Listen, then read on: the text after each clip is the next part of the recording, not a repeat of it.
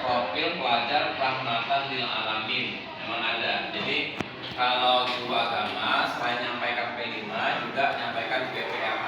Itu juga sekolah yang lain. Kalau madrasah, sanawiyah, aliyah itu sebutannya bukan P5 tapi PPRH, yaitu profil pelajar rahmatan lil alamin. Jadi digabung. Kalau kami guru agama yang ngajar di sekolah umum digabung, ada P5-nya dan sekaligus ada muatan PPRH. Baik, untuk kesempatan hari ini ya, kita akan memulai dengan PPRH yang baru, modul baru, yaitu tentang demokrasi ya, suara demokrasi. Suara demokrasi. Ada yang sudah pernah mendengar apa itu suara demokrasi? Suara demokrasi apa? Demokrasi itu apa sih? Dari bahasa apa demokrasi? Itu demos dan kratos. Apa itu demos? Rakyat. Kratos? Pemerintahan. Ya, jadi pemerintahan ya berdasarkan dari pilihan rakyat. Ya, demos kratos. Baik, saya akan bagikan beberapa pertanyaan sebelum kita akan melangkah lebih lanjut ya, per kelompok masing-masing. Silakan kalian bicarakan dulu ya di kelompok masing-masing.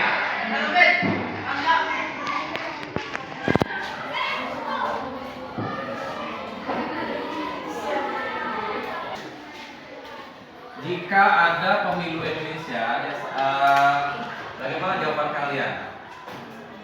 Saya sangat senang kan? Senang nggak? Kenapa? Kenapa dengan adanya pemilu senang? Karena akan memilih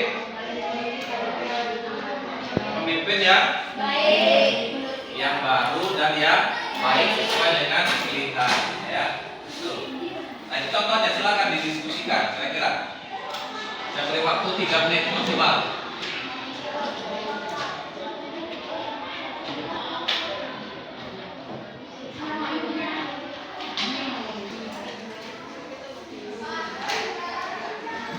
Nah, itu untuk tampilan ini biar kalian lebih paham ya. Bisa kalian buka di rumah nanti ya, biar ini banyak isinya ya. Saya akan berikan garis-garisnya aja. Linknya silakan kalian buka di rumah bisa dengan cara taruh kursor atau di HP ya. Itu tekan saja linknya. Kalau pakai laptop, taruh kursor di link itu, kemudian kontrol, kemudian klik, baru dia akan keluar seperti ini. Nah, meskipun itu hanya satu link, tapi isinya banyak. Iya, isinya ya. Banyak. Oke. Sejarah singkat demokrasi di dunia perlu kita pahami bahwa gagasan demokrasi sebagai sistem pemerintahan berasal dari kebudayaan Yunani. Dengan sistem tersebut, rakyat akan terlibat langsung dalam pengambilan keputusan yang berkaitan dengan keberlangsungan sebuah negara. Ya, jadi yang memilih pemimpin itu siapa? Rakyat. Dengan cara mengadakan apa? Pemilihan umum. Ya. Indonesia itu terkenal dengan demokrasi langsung apa demokrasi terpimpin? Langsung. Sekarang ini demokrasi langsung. Jadi yang milih itu langsung kita, presiden langsung kita pilih. Kalau sudah cukup usia, ya sudah dewasa, maka nanti akan langsung memilih presiden langsung. Kalau dulu kita sistemnya terpimpin, kita pilih anggota dewan, DPR RI, anggota DPR yang milih presiden. Ya, itu namanya demokrasi perwakilan. Ya, demokrasi tidak langsung. Tapi sekarang kita demokrasi langsung. Ada baiknya, ada juga sisi kekurangannya. Ya, semua masing-masing seperti ada pemahaman masing-masing. Ya. Nah, terus sekarang apa hubungannya kita belajar demokrasi? Ya, apa coba? Nah, sekarang coba kalian lihat berikut ini. Saya akan berikan materi berikut ini. Silakan kalian amati dan nanti dijawab pertanyaan di bawahnya.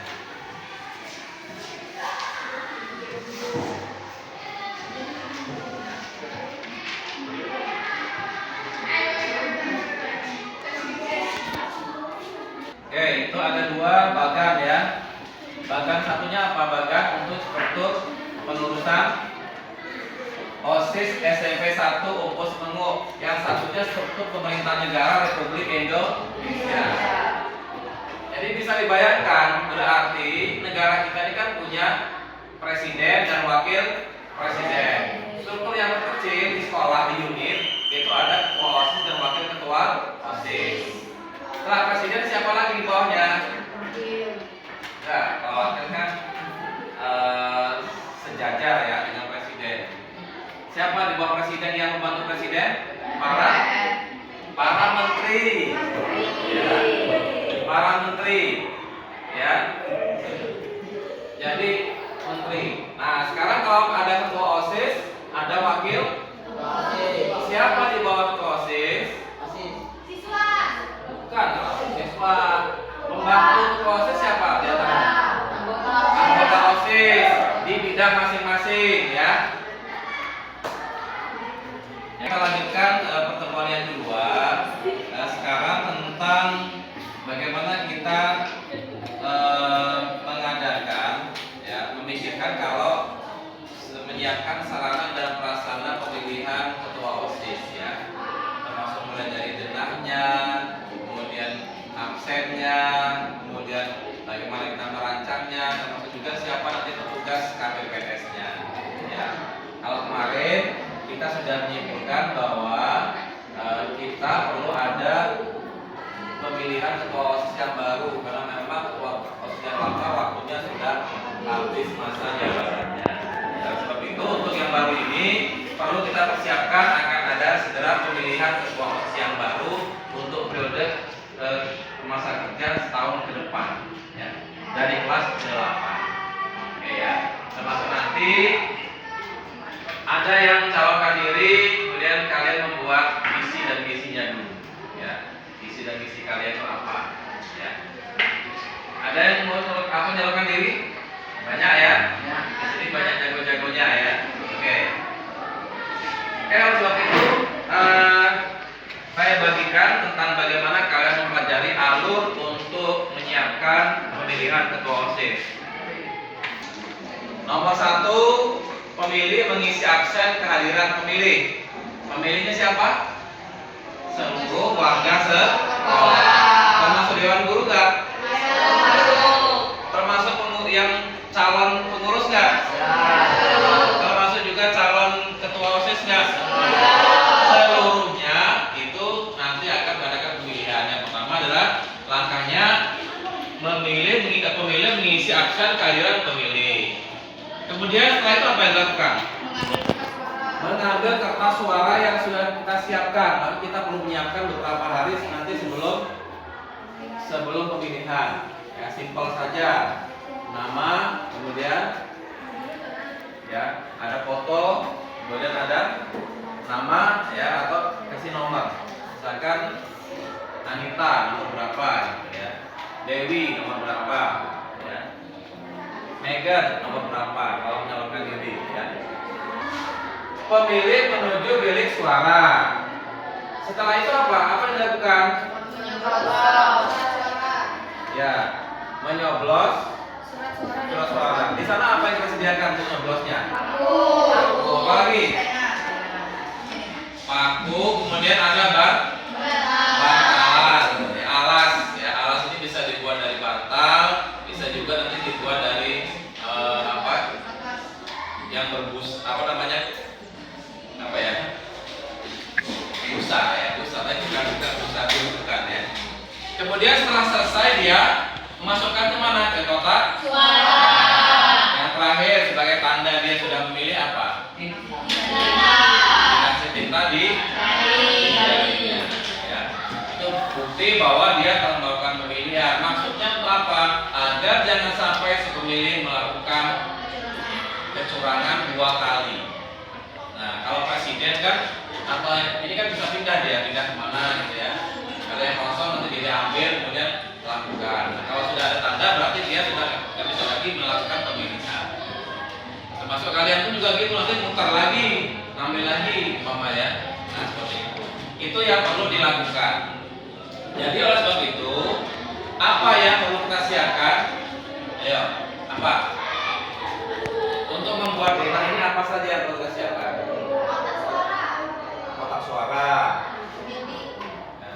bilik suara, terus kertas suara, apa lagi? Tinta untuk memberi tanda kalau sudah melakukan pemilihan. Kemudian jangan lupa juga meja-meja untuk panitia. Panitia tempat mengisi absen. Kemudian panitia untuk mengambil kertas suara, ya itu harus disiapkan semua. Baik, kalau gitu kita tinjau sebentar ya tempatnya ya, ke lapangan ya. Ya, baiknya di mana letaknya? Oke, kita keluar dulu. Baik, kalau gitu kita tinjau sebentar ya tempatnya ya, ke lapangan ya. Ya, baiknya di mana letaknya? Oke, kita keluar dulu sebentar. Tempat untuk meja apa di mana, Pak? Meja absennya terakhir. Setelah itu kertas suara di mana?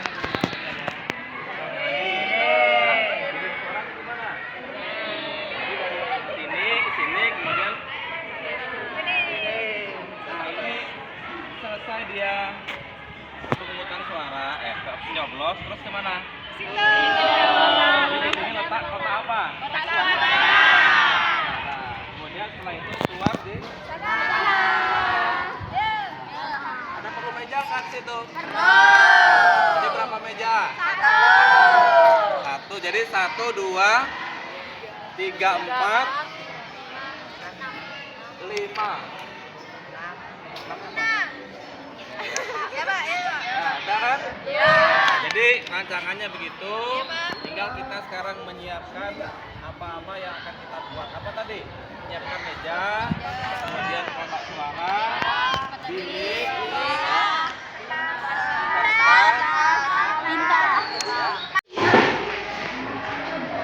Nah, setelah kita merancang tadi, berarti ada berapa petugas yang perlu kita siapkan?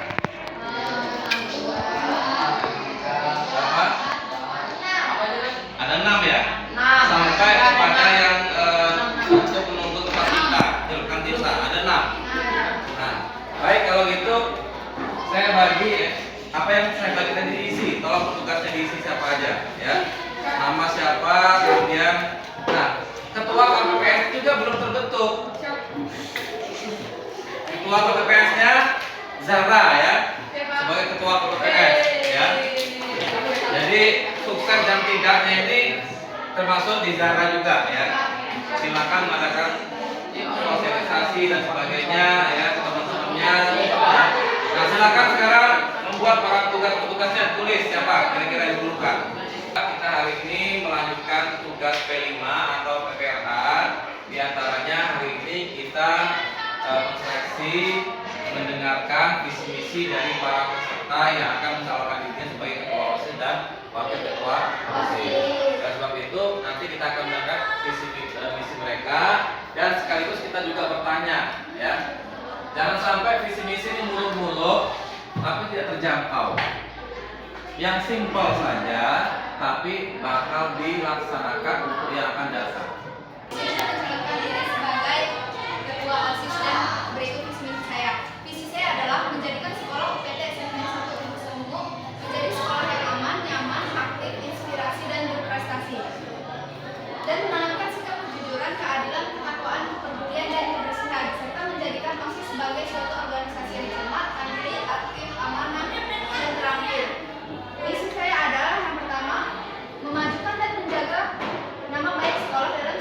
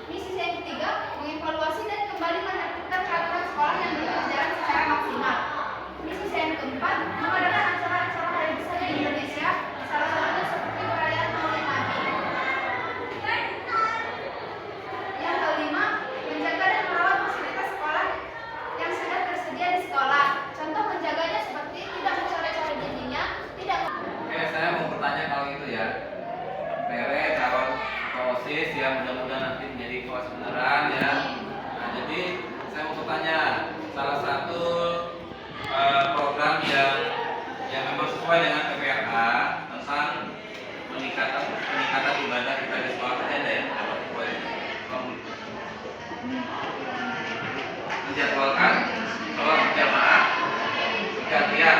Nah, dalam melakukan itu, melaksanakan, kira-kira langkahnya apa yang akan dilakukan?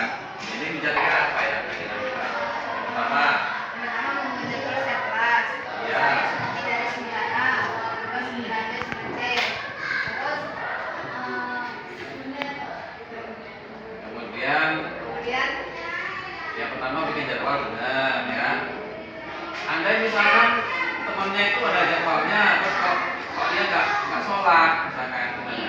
mungkin yang perempuan ya sedang haid, kalau yang lelaki jika memang dia Ya mas sekalian, tadi kita sudah mendengar beberapa visi misi dari 2 calon ketua OSIS, yang 3 nanti besok ya, karena ada 5 calonnya.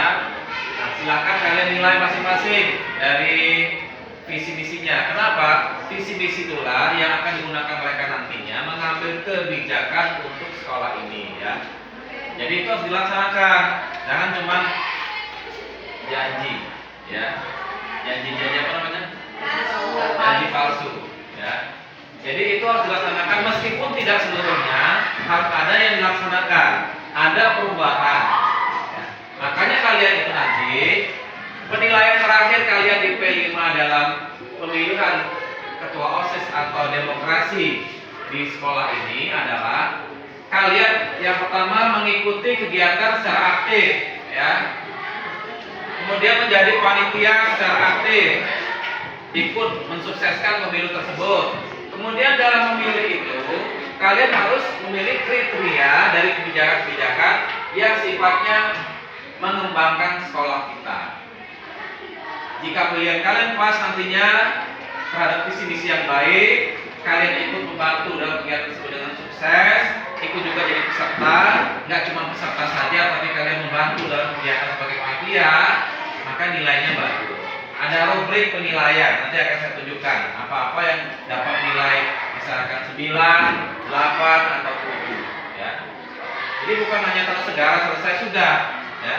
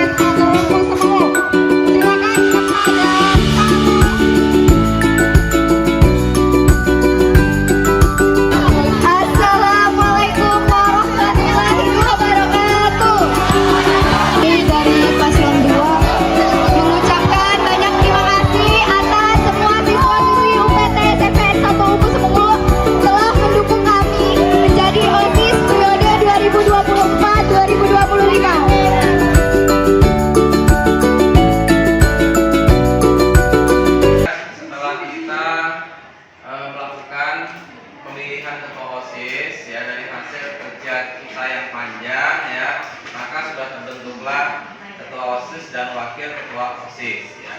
Tinggal nanti ketua OSIS dan wakilnya memilih para pembantu-pembantu ketua OSIS dan wakil ketua OSIS. Yang tentunya karena mereka ini tadi sudah teruji dari saat mereka mendaftar ya, meskipun tidak terpilih, itu memang lebih baik yang memang kemarin sudah mencalonkan diri ya. Beberapa calon itulah yang nantinya akan menjadi bidang-bidang di OSIS ya.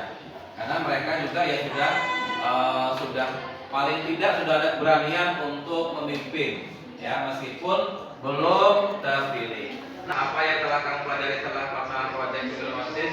Jawabannya saya ngantuk. Enggak ya. Saya sangat senang. Bagus ya, saya sangat senang. Jawaban dari siapa ini? Dari kelompoknya Zara, kelompoknya Rere. Menurutmu apa tanggapan orang tua masyarakat terhadap kegiatan di luar sekolah? Baik ya, karena belajar demokrasi Pancasila. Oke, untuk hari ini mungkin cukup sekian. Kalau ada pertanyaan silakan. Ada? Tidak ada, Pak. Ada ya? Anak sekalian, setelah kita belajar tentang P5 sudah mengalami 5 tahapan ya, dan yang tahapan yang keempat kemarin kita belajar OSIS, maka sekarang saatnya kita sudah menyelesaikan P5 kita tentang demokrasi dan pemilu sekolah ya. Akhiri, assalamualaikum warahmatullahi wabarakatuh.